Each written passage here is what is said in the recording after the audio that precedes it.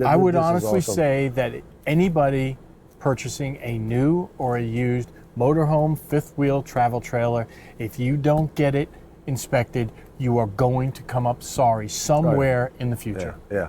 The best money I spent was your inspection. Thank you.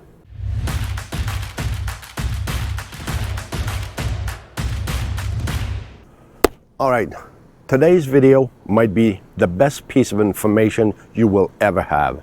In order to know where we're going with this, you got to know where we come from. So I'll leave you on this. Negotiation 101. So I also have an unknown legend that's going to be with me.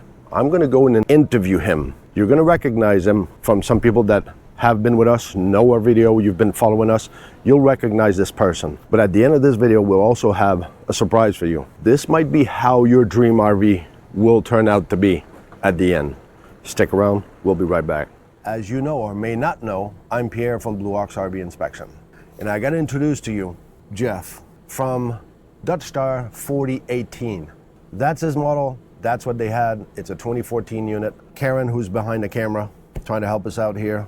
They are the owner of this unit, but we kind of developed this relationship of why did an RV inspector bump into an aircraft inspector? Tell people what you used to do. Well, again, being a pilot, being an aircraft inspector, buying and selling airplanes, when I first started, I really didn't know a whole lot, so I was kind of tag teamed with some other people as I learned. Over the years, I learned a lot about what's necessary to be done in the purchase of that airplane, be it used or brand new. And so I kind of started thinking, when we had done all the research necessary to figure out which motorhome we wanted, I wanted to make sure I knew everything there was to know about the mechanics of the RV. Not knowing anything about RVs, I needed help. So I went and I interviewed as many people as I could that are RV inspectors to come up with somebody I felt comfortable with that was going to give me the tool necessary to buy the right unit at whatever price we negotiated. I fell into both Pierre and Laurel, and they gave me the feeling that they were probably the most competent RV inspectors and were going to do the job the way the job needed to be done without cutting corners. And so that brought me to how we did the inspection on ours. Let's recap. You're saying to people, just like an aircraft, an RV should be found to the size that fits your need, what you're looking for. Both color, both interior, everything that you're looking for as far as floor plan goes. Yep. Same thing as an aircraft. There's no difference. Meaning, you look at the size of the unit you want to buy for your needs. Don't you agree? And the inspection, absolutely. The inspection needs to be done whether it is a used RV or whether it's new, because there's no regulation on the RV business, which means you're buying a rolling chassis with an engine, but there's a box on top. That's it. So the only way you're going to know whether or not it is truly worth the money is to have it inspected to find out what either during the manufacturing process wasn't done correctly, or over time being a used vehicle, that RV now needs some other kind of maintenance done to it. Where do you base your price, model, your limits, your budget? You really have to start with the budget, and the budget is an estimate. It's not a hard and fast number. Whether you want to spend $50,000, $75,000, $300,000, you have to start with that. Then you have to look and say, okay, what do I want? That's where you start finding the floor plan you like. And then when you've narrowed it down to one or two, the market is going to dictate what that's worth. If it's new, well then they have a price, manufacturer suggested retail, or if it's used, your market out there is going to say it's a $180,000 vehicle, because you can look at 4 or 5, a year newer, a year older, and you get a value for that vehicle. If they're all based on being in perfect condition, whether we know they're not, but that's what everybody who's selling one assumes, that it's in perfect condition. Assumes. I like that term. So assume is why we became RV inspector. So now you know where Jeff comes from, 32 years of experience, buying and selling aircraft, and all of a sudden became an inspector. So you had customer you used to deal with, the buyer or the seller. So you've been put in both situations. Right. Now we're into the RV industry. But to put it simple, how can we help people alleviate the stress of when they go into a purchase and they don't know what they're looking at, and the salespeople is telling them this? Well, during the research process that anybody should do to determine what they want and to get an idea of what they want and how much it's going to cost.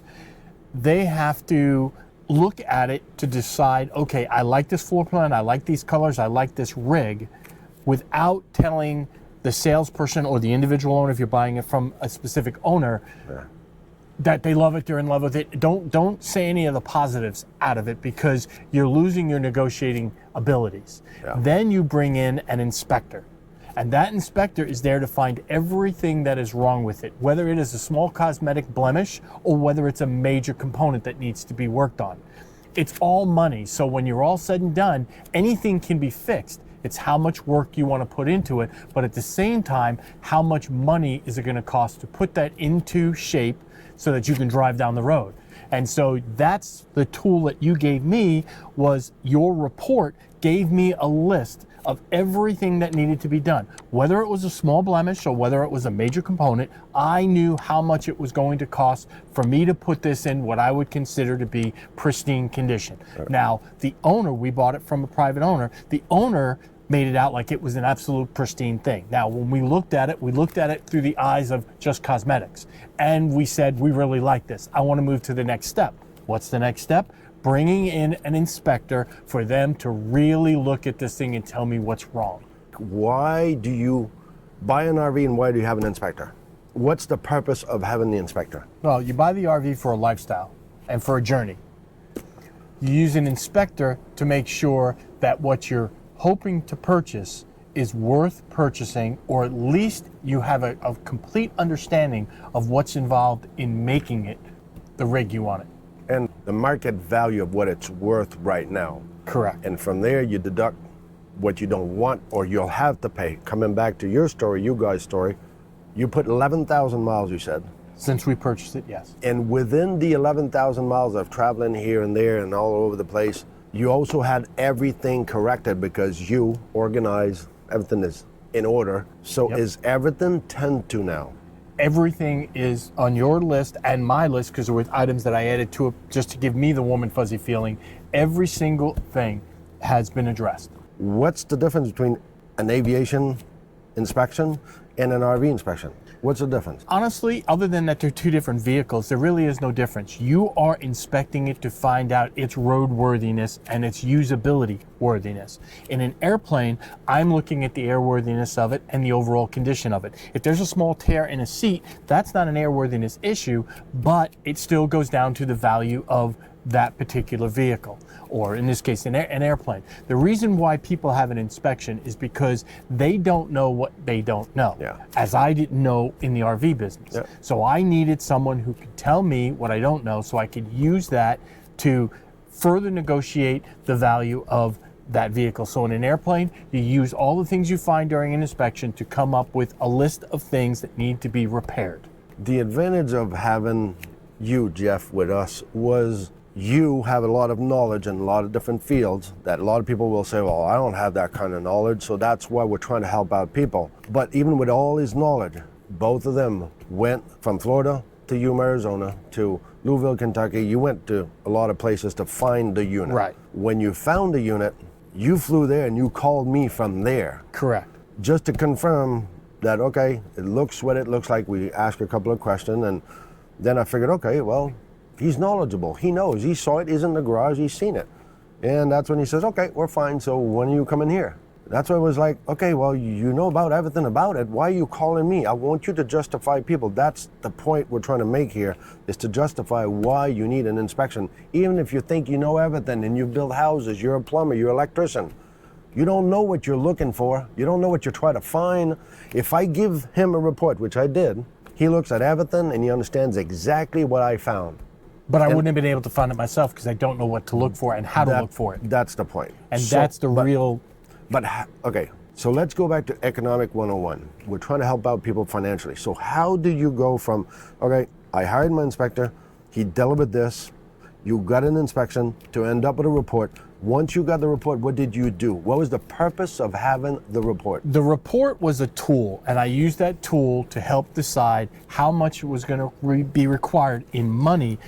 How did this CRL list help you to negotiate your purchase? It gave me a list of all the items that needed to be repaired, and I used that list to go out and get 4 or 5 prices on what it would cost to fix this, that, or the other thing, until I got all the way through the list and had a total of what it was going to cost. And then I used that total to help negotiate the price down. Now, the owner may not have moved on his price, yes, but in this case he did, because I was able to use your summary of all the items and be able to say, listen, here's what we're finding. And we could literally go item to item all over the motorhome to say, see, this is this way, this is this way, it costs this, it costs that. Your report helped me justify to the seller exactly what was wrong with it, because it wasn't me saying there's something wrong with it, it was an independent person saying something wrong with it. Exactly. And then I was able to say, and here's what it's going to cost to fix all these items. So how do you relate that to a new one? Because some people are going to say, well, yeah, that's easy, that's a used one. You're going to find all kind of crap on that. Well, how do you apply the same principle on the new one? It really is the exact same thing, new or used. The new one is not going to be perfect. You would think it would be, and you would think any little item would be stood behind by the manufacturer through the dealer, but that's not the case. They put these things together and they push them on down the road, and whatever happens while they're sitting on a lot happens, and that requires somebody to determine, again, what is the value of those items that you find and what is it going to cost. Now at a dealership, maybe a lot of those items will be fixed for free, but you need to know what you're going to get your hands on so that you know, okay, it needs this, it needs this, it needs this, and all these items were done. I now have what I consider to be a fair market value for the motorhome. Yeah, I'm going to, in trade, take a monetary value against this. That's the tool we're offering you. That's what I think that's happened here. I want you to show the books to people of what you did and why. And listen, you don't have to do this. We're just trying to explain the seriousness and validate what Jeff and Karen did through this process and try to make it at a 5th grader level for people to understand. That's what we're trying to talk about. Find your floor plan, find the model that you want, find the brand that you want, find where you're happy, and then you ask yourself, you say, okay, I'm going to have an inspector here and he's going to give me this itemized things to be able to be fixed, either to take a value or to take a repair or to plan a trip to Indiana because, well, okay, they're not going to do this here. I'm going to have to travel over there. That's what we try to build. And to give more weight to this, but the professionalism came with those books. When he showed me those books, I'm flabbergasted because this is amazing. Not for everyone, I understand, but it's just to show you the seriousness of Jeff's comment. That's why we're excited to share those books too. In the aviation industry, it's known that you buy a set of logbooks and they throw in an airplane because the airplane is not worth anything if you don't have the logbooks. So what I did, there isn't such a thing in the RV, but I kind of created the same thing. Basically, the two black books. These are the books. The two black books are all the maintenance. So we were given, when we bought it, a handful of things that were done to the RV during the time we didn't own it, and those went in there. But then I started putting, in the case of this one, these are all the individual systems of the RV or different components of the RV. Communication with the manufacturer, the email received, where it was. Listen, when he sells this RV, make sure that we'll give you a VIN number. No, I'm kidding, but this will be a worthy piece of equipment when this guy decides to get rid of it. Anything that is there is bought not for, one thing that hasn't been done. Anything that's bought for the RV, or in this case, maintenance done to the RV, goes into the larger book, and it's basically the different systems. The smaller black book is done month by month. So if you said to me, when was the last time you changed your oil? I can go to the big book, go to the engine, see when the oil was changed, and then go to the smaller book if I wanted to get the different information on that particular oil change. The third book is basically, if you will, the logbook of movement. Every single time that the RV moves, I record the mileage when we leave, I record the mileage when we get there, and the fuel that was purchased, so that I not only know how many miles I've gone and where we've gone, but how many gallons of gas I put in it and what my running average gas mileage is. It was just to bring you the seriousness of Jeff and his wife, because they've been in that field forever. I just want to put weight on credibility on what he's done, what he does, what we try to forward to you. And Jeff was excited to share this because he feels bad just like I do, and that's the purpose of our video and why we do this. Well, this validates everything that we're talking about, because this has every dollar that was spent on the unit 99% of it was everything that came off of your list. There were some things that I did because I wanted the warm and fuzzy feeling, or I wanted to start from a zero baseline. But for the most part, this contains everything on your list. Yep. I don't Simplify it necessarily again. say anybody needs to do this. However, this goes to the value of the vehicle when you go to resell it. Because you can prove everything that's been done 6 ways from Sunday. To me, you don't do it, but keep all of your records so that you know. When it was all said and done, there were $28,500 worth of repairs that needed to be done to the vehicle. I felt that there was a certain amount of normal wear and tear on a 10-year-old motorhome. And so I came up with about $8,000 worth of stuff that I would probably do myself that I really couldn't get any value off of the motorhome. Okay. And so basically when we kind of settled on a price prior to your inspection, I said it's going to take $20,000 less for me to purchase So let's make this veridic. So both of you shop for a unit, and you said, okay, I want you guys to listen to this.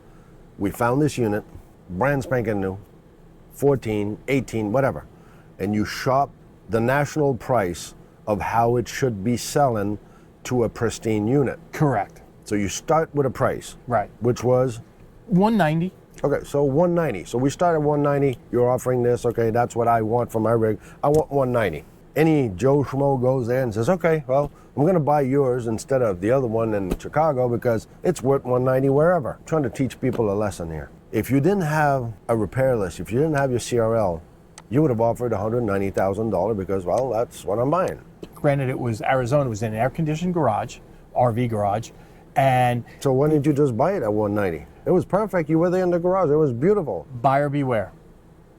I am not interested in giving anybody or spending $190,000 unless I think it's the best investment I can make. It's not an investment. It's going to lose money every single day. But I didn't want to overspend. I didn't want to be upside down. I wanted to get the most bang for my buck. Yeah, obviously, I wanted the vehicle to be safe. I wanted to know what I didn't know. We went from $190. You figured out $28,500 to repair. As he was flying here and there and Karen was with us, they were talking all the time and he was calling, doing calls here and there and checking this price. So you got a quote from everybody. I got about 4 quotes on every single item that you gave me, so that, and they were all over the country, the quotes. I didn't want to kind of geographically lock myself in. And then I said, okay, here's the average, $2,000, whatever that average was, and that's the number I put down on there. So there were some a little bit higher, some a little bit lower, but I took an average, and that's where the 28.5 came from. So we went from 190, 28,500 of report that I and Laurel delivered with our CRL list.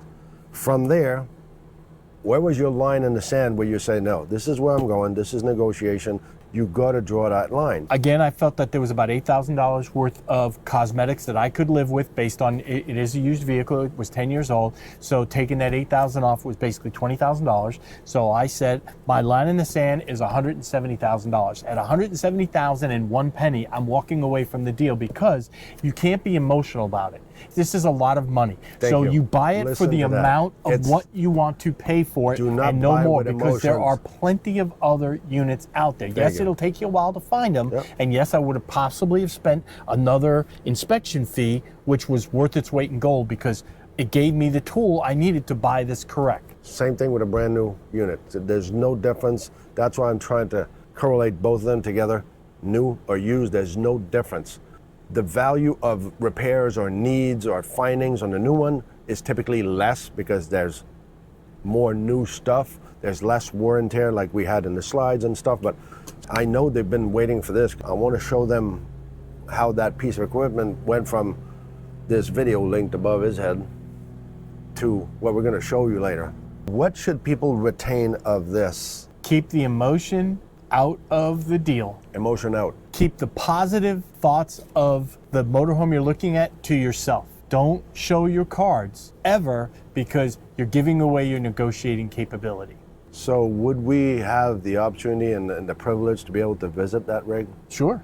From what it used to look like and now the new version? Sure, absolutely. And by the way, it is now their house. Yeah, we're full-timers. First of all, they became full-timers. And he retired when we were doing the inspection. Your last flight was when we're doing the inspection. While you were doing the inspection. So see, we made a difference in people's life. He was waiting for us to do an inspection to retire. I'm so happy for you. I would This is honestly awesome. say that anybody purchasing a new or a used motorhome, fifth wheel travel trailer, if you don't get it inspected, you are going to come up sorry somewhere in the future. Yeah. The best money I spent was your inspection. Thank you. Didn't hear it from me. All right, Jeff. So this is the beast. You're happy, you're proud. Oh yeah, definitely. It was definitely a great investment, even though it's not really an investment. We got it for the right price, did all the work to it, and it's a solid machine. So bring us inside. I want to see the new house. What you turned this into your full-time home. So see, an RV story can turn out to be good. Come on in. Exhausted, I was starving. Hey, people we know here. Woo! Look at Hey, that. everybody. Look how beautiful Welcome to this the is. comfort zone. Look at that, how now it looks vital, it looks live. We're going to Wow. have a party here We later. even have a party. Holy moly, look at that. Remember Karen? Hey Karen, how you doing? Hey. Who's this? You say hi, Jaden? See, baby. And this is Laura when she's babysitting. That's what she looks like. We've been at the pool all day. Full time. Yeah, swimming. All right, Jeff. Well, thank you for having us as a guest in your house. So this could be your RV story. So hopefully you'll be able to join Karen and Jeff, Laurel and I, and some of the grandkids. So on that note, we're gonna let you go. So remember, and do never forget, it's not not about the destination. It's all about the journey. What do you want to add to this?